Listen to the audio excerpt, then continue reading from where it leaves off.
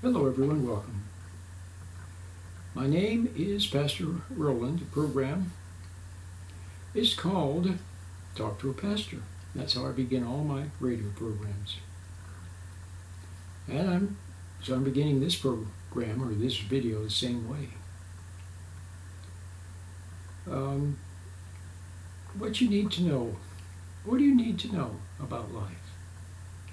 Isn't it interesting that there's a lot of knowledge. Never before has there been so much knowledge as today. And a lot of it is instantly available. You want to know the meaning of a word, or who won the game, or a recipe for something? Why, there it is immediately on the internet. Okay? And there's some practical things too. How to replace a pipe under your sink, or, things like that. Well, that's very good. And I'm not knocking it. But that's not the kind of information that you need to navigate through life and come out a winner. Paul talks about running the race, reaching for the prize. What is the prize? What is the prize of life? Well, it's not what you think.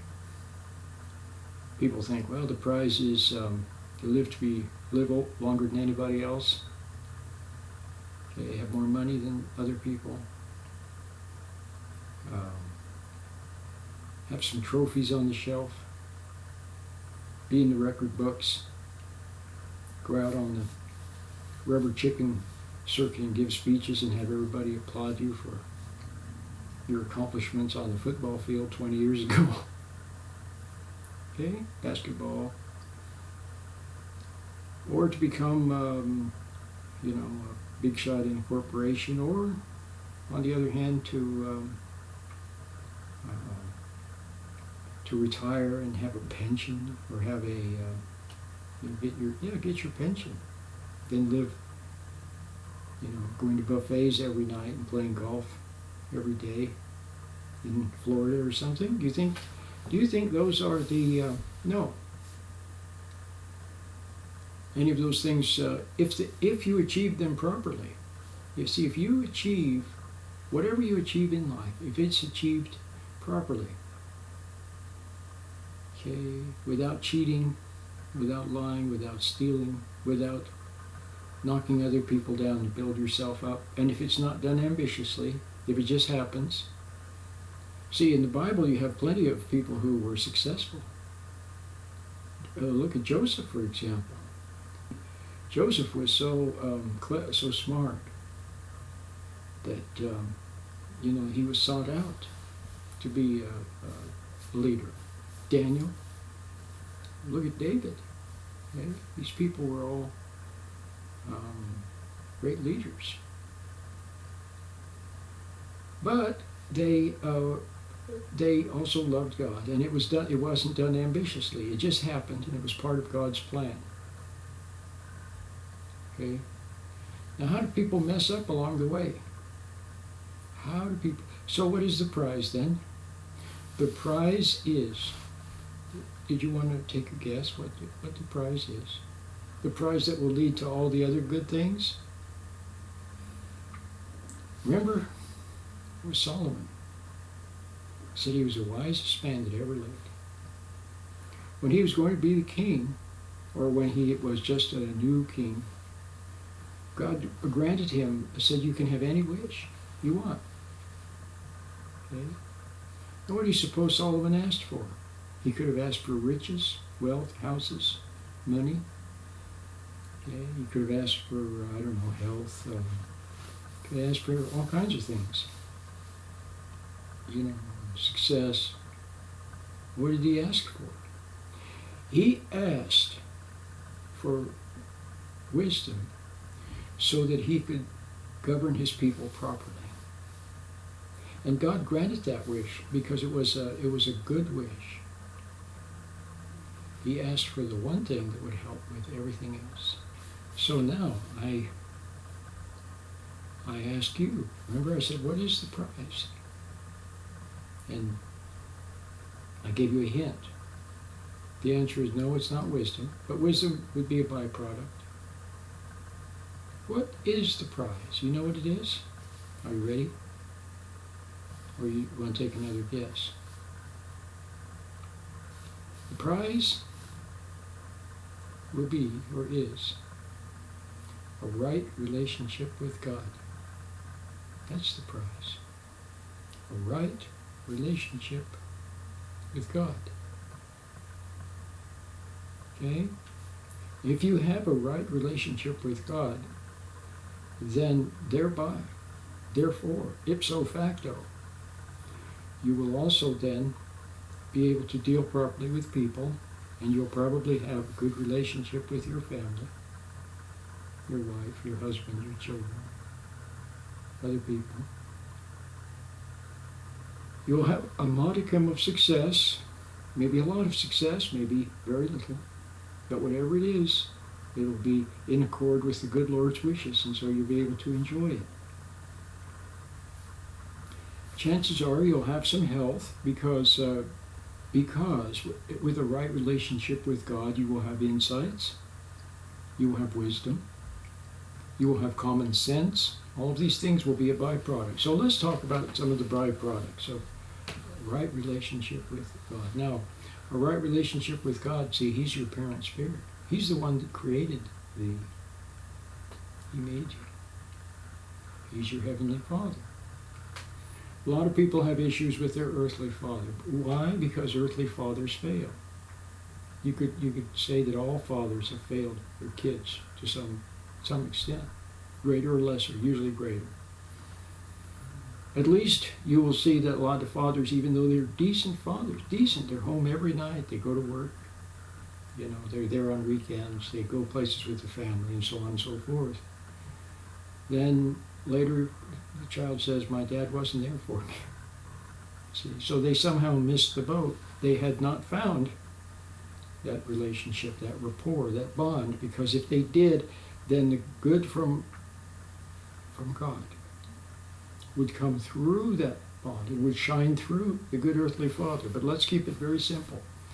Most people have some kind of issues with their earthly father, and a lot of times resent their earthly father, resent him, or judging.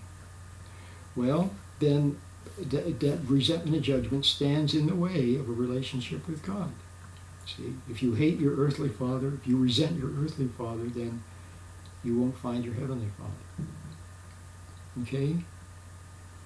So the problem is that a lot of times people look at their earthly father, and for little children, father stands in for God in the eyes of a little child. So they see their earthly father failing, and they think that God is like their earthly father. See? They think He's like their dad, who was non-communicative or distant or mean or weak. Whatever he was, okay, is what they think of. So it stands in the way. So it's a big thing to be able to get past that. Well, yeah, it is a big thing, because most of us had traumas when we were kids, or because of what our father let happen. See, what he let mom do to us, for example. Okay? Or mom hated her husband. Okay?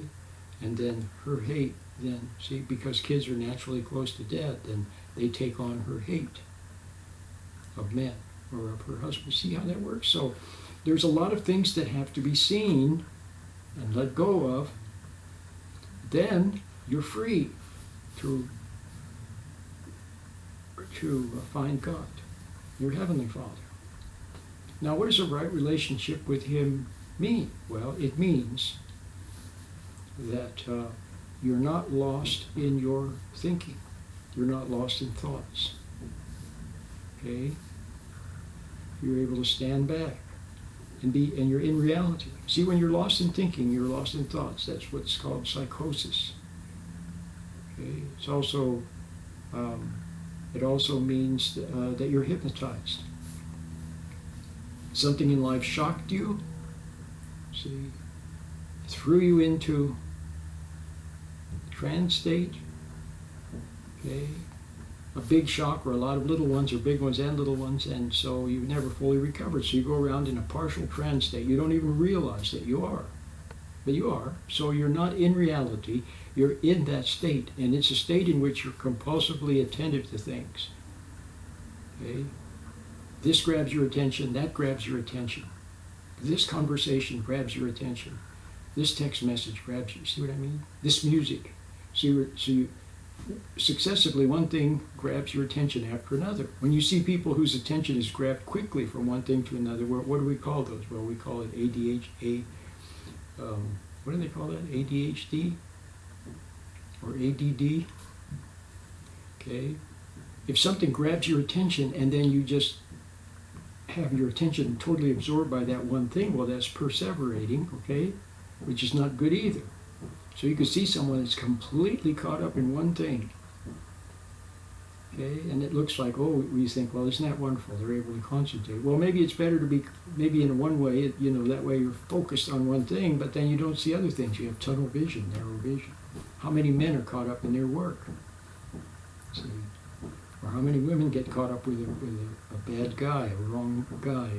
She gets caught up with him, and see? So you get the idea? So what you need is not to be caught up, not to have your attention captured, to have your attention free, your consciousness free. To realize. So when it's free, then what?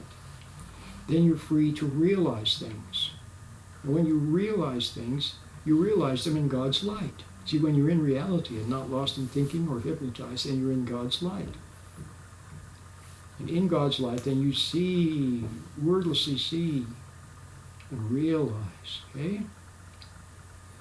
And as you download something from that light, because you've made contact with it now, it's also called intuition, it's called a gut level knowing, okay?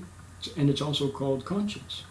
When you're not bonded to the light, see, and then you make errors, then it's there as hindsight, making you aware of the fact that you had errors, see? Which is good. It's good if you become aware that you messed up. That's good. Like a math student should be glad to see their error. Oh, I see my error. Okay? But most people are not glad because they have something called pride. A stubborn pride, which takes the form of willfulness, judgment, okay, and also resentment or anger, okay. Stubborn pride, pride in knowledge, pride in self in some way, okay? And that blocks coming to God. That's why you have some people that are very clever in their profession, or they have a PhD or in their profession or whatever, and yet they haven't even gotten first base as far as relationship with God goes. In fact, it blocks them. Too much study blocks. So beware of religious study. Watch out. It's okay to read some religious things, but don't study them. Just read them lightly until you realize something. It's the internal testimony that's the important thing. When I read a book, I pick up Bible, I pick up any book, a science book, anything. I scan it lightly until something stands out. Maybe if nothing stands out, then I put the book down. There's nothing there. If something stands out, okay. But it's the internal testimony. That's the important thing. Okay? So that's what you must remember. Intuition first, last, and always. Okay? So now with the right relationship with God, you're walking with God, you're in His light. So you have wisdom, you have common sense, you have insights, which are wonderful, to realize things about the way God made things and how things are, and you see other people's errors, and you wish you could help them. You can't always, but you see their errors, so you don't make the same error, see? So all these wonderful benefits come from a right relationship with God. Okay? I heard the cutest thing the other night on the radio. It was on 1100 in the local station here. And actually the program is called Contending for the Faith. It's a cute program. I kind of like listening to it. But one fellow on there was saying that he always tells his congregation, he said, I'd rather hear well done than be well done. Okay, I'd rather hear well done than be well done. So what he's getting at is, remember Christ was talking about someone who lived properly, and then when it was all over, then God said, well done, my good and faithful servant. Well done, my good and faithful servant. So he said he'd rather hear well done than be well done. Okay? Well, that's really cute. But that's, so you see, a right relationship with God. So, so that you're ever arriving. There's never a point where you've arrived. You're always growing. See? Forever. Learning, discovering. See? And then you live the day properly, and you do things, and you do them well, but then later you see you could have done it a little better, okay?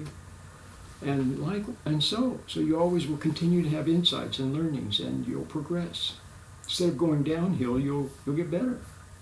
You'll be wiser, more thoughtful, more insightful the older you get, because of your right relationship with God. Now, most people don't have that. They don't have it. Some have a pretend relationship. See, they're hypnotized. They're lost in their thinking. They get lost in music and ritual and words and study, and they think they have it, but they don't. Okay? So that gets in the way of finding God. See? So you see, there's traps all along the way, snares and traps and rabbit holes and wrong paths, and you see people, they're doing okay for a while. They seem like, I hear some people, and it sounds like, it sounds like they're very close, and then all of a sudden they go off on a tangent in the wrong direction. So that's why Christ said, wide is the gate that leads to destruction, and many are those who go that way, and narrow is the gate that leads to salvation, and few are those that go through that narrow gate. Okay. But you see, but the good news is that despite all the traps and the snares and everything, those people who love God, deep down in their heart, they love God. See, somebody could be laying in the gutter. You can have a drug addict laying in the gutter. But why is he there? Well, because he resented his dad, and he hated people. He hated phoniness. He hated what was done to him. So he's full of hate, for example. Full of hate. And then through the hate, he's separated from love, separated from good, separated from God. And not only that, but then the dark side gets in. The sin gets in. The error gets in. So there he is now with this error operating through him, which he senses. See, he sees himself becoming just like those he hated. Okay? And he can't stand it. He can't bear it. So what? So he drinks and drinks and takes drugs and takes drugs. Okay. But if he could listen to my program, try the meditation, start to let go of hate, see that other people couldn't help themselves, they're victims too, and then forgive them and let it go and so on, then he can find God. And once you do, then from that point on, it's like an adventure, like Star Trek. To bravely go where no man has gone before and explore new worlds and something like that. Okay, a voyage a journey of discovery. See, it's a wonderful thing. Okay, and also remember that Christ, when he was on the cross, there were two thieves, one on either side, and one recognized him. He recognized him. The thief did, recognized Christ and said, remember me when you come into your kingdom. And Christ said, surely today you will be with me in paradise.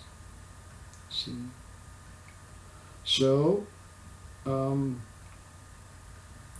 got the idea? All right. Well, hope you enjoyed this little lecture. Until next time, this is Pastor Roland. We'll see you then, Lord willing, and the creek don't rise.